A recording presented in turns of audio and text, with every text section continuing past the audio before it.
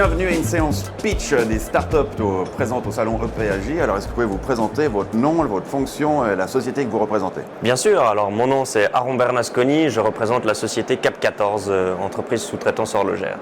Est-ce que vous pouvez nous expliquer un petit peu justement quelles sont les spécificités de votre entreprise? Alors notre entreprise elle est née pour répondre aux besoins des entreprises qui auraient des volontés de sous-traitance dans les composants horlogers ou dans les posages qui peuvent épauler les gens qui assemblent et qui participent à la production des montres. Et quel type de composants du coup usinez-vous? On a une clientèle qui est très vaste, on travaille avec des grandes maisons horlogères, là on les appuie surtout sur du posage pour l'industrialisation de leurs procédés. Sur les indépendants, on participe à la fabrication de la montre au complet, donc on fait du composant de mouvement et de la boîte, de l'habillage. On propose des services de livraison de package complet, une boîte étanche à nos partenaires. Quel type de machine employez-vous? Plusieurs types de machines, on est spécialisé dans le fraisage. On a des Primacon palettisés avec des broches 40 000 tours qui nous permettent de faire vraiment du composant horloger. On a une Primacon 5 axes pour tout ce qui sera boîte et habillage. Et ensuite, pour de la mécanique d'art, c'est aussi un de nos secteurs d'activité, on a deux brothers qui permettent de faire des pièces de taille plus grande. Justement, est-ce que vous pouvez nous expliquer un petit peu qu'est-ce qu'on entend par mécanique d'art? Alors la mécanique d'art, c'est en fait l'assemblage de pièces mécaniques qui prennent vie et qui sont animées au travers de mouvements, au travers de bruit, de musique. Et tout ça s'active grâce à en fait, la réflexion des personnes qui vont réfléchir à comment animer cet objet d'art. Et nous, on les usine, on les décore et on les assemble et ensuite on laisse faire la magie.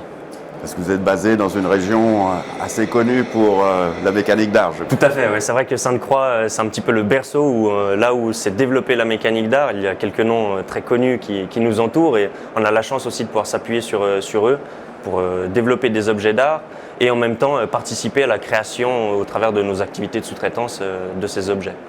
Depuis combien de temps existe votre société et vous êtes combien de collaborateurs? Aujourd'hui, on est 6 dans l'entreprise.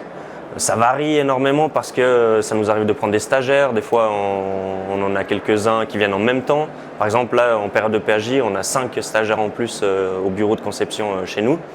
Et l'entreprise a 3 ans. Ok. Ici, vous avez aussi présenté un objet assez unique, on va dire, justement, qui reflète ce côté mécanique d'art. Est-ce que vous pouvez nous en parler?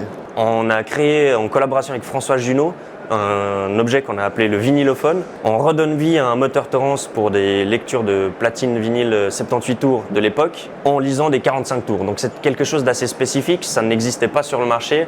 Et avec François, on a développé cet objet qui maintenant est une série limitée de 25 pièces que l'on présente aussi également aujourd'hui sur le stand. Quelles ont été les difficultés rencontrées lors de ce projet? Toute la partie mécanique, c'était quelque chose de facile. Avec mon associé, on vient du monde mécanique, on maîtrise ce concept. C'était beaucoup plus difficile de se préparer à qu'est-ce qui nous attendait pour la lecture du vinyle.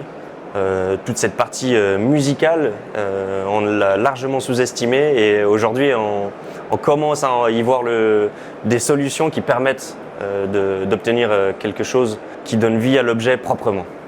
Donc vous fabriquez pour des tiers, oui. Et là en l'occurrence vous vous êtes dit faites plaisir sur une démonstration quelque part de votre savoir-faire.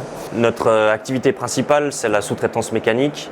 C'est quelque chose qui peut varier nos charges de machines et on a souhaité au travers d'un autre axe développer des objets qui nous permettraient de combler en fait ces pics de charge machine et surtout là on devient vraiment acteur de quelque chose et pas juste participant à un projet de quelqu'un d'autre.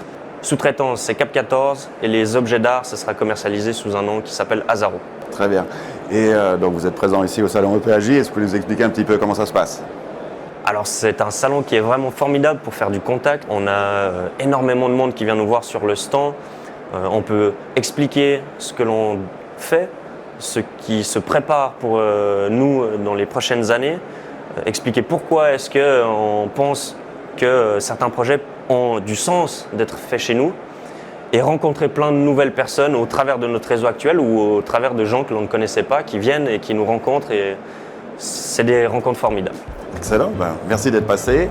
Merci à vous. Bonne chance pour la suite. Merci.